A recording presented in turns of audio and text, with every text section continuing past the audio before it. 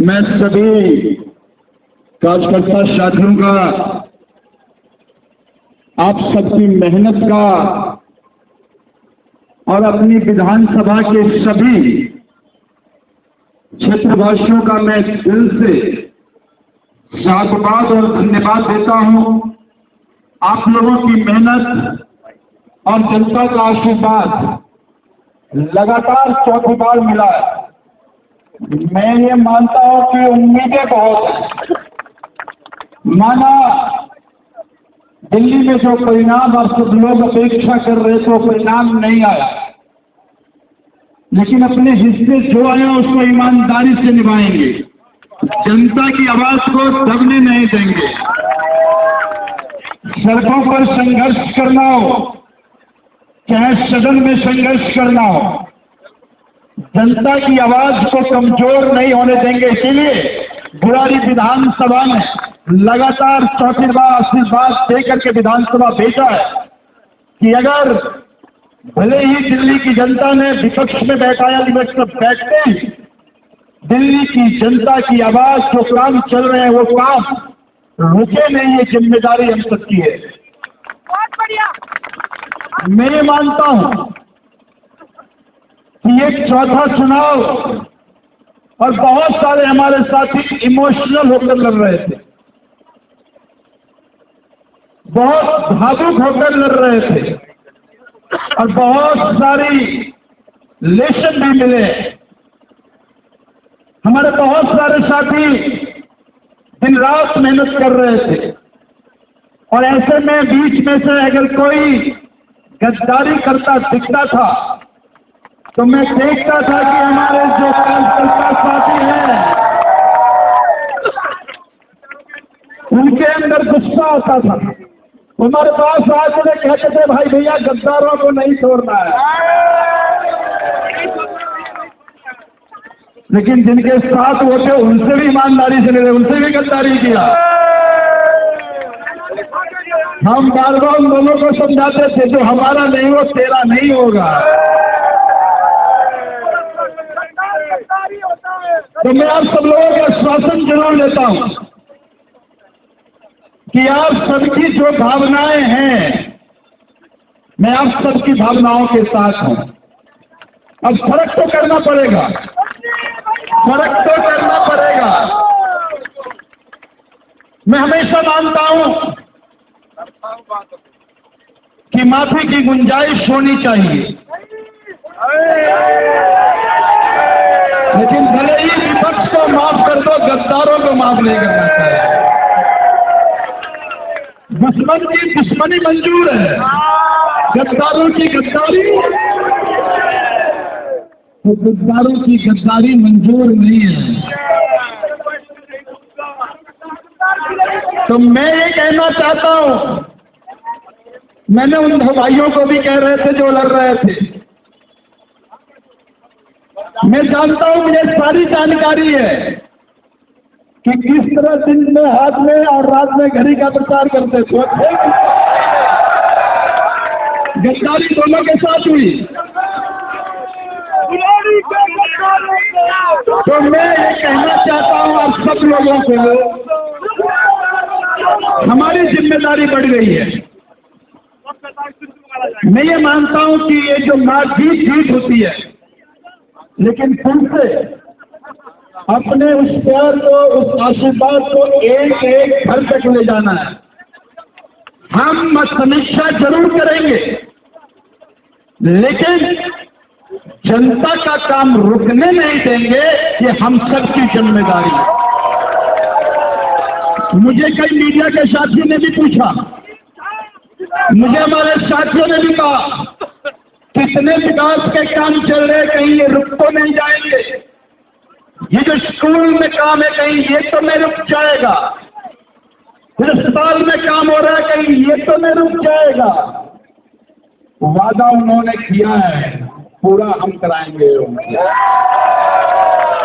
उन्होंने कहा था कि हम काम नहीं रुकने देंगे, अगर काम रोका तो हम सदन नहीं चलने देंगे। ये जिम्मेदारी हमारी है।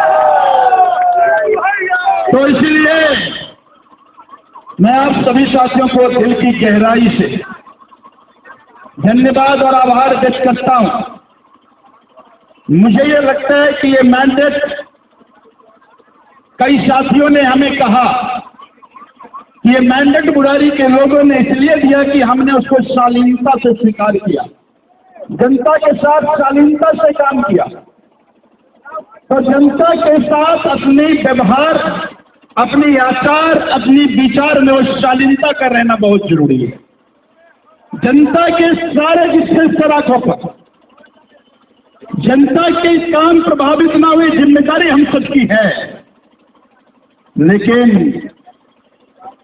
चापलूसों की पैरवी ना आप करें ना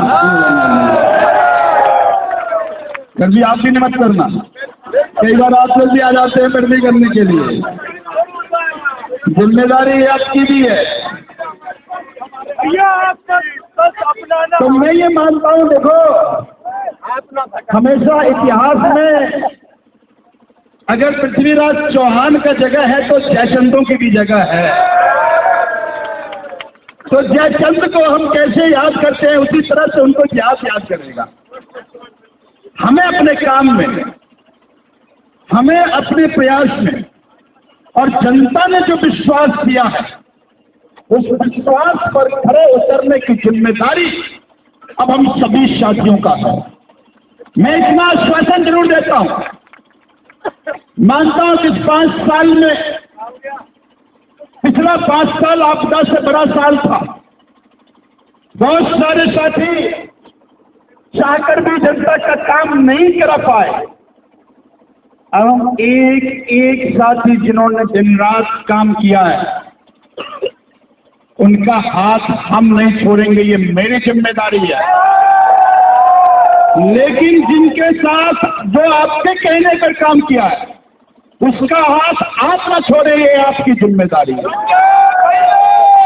जिसके साथ इतना बड़ा परिवार है, इतने नौजवान और वृद्धा से बड़ी टीम, उसका कौन बाल बाका कर सकता है?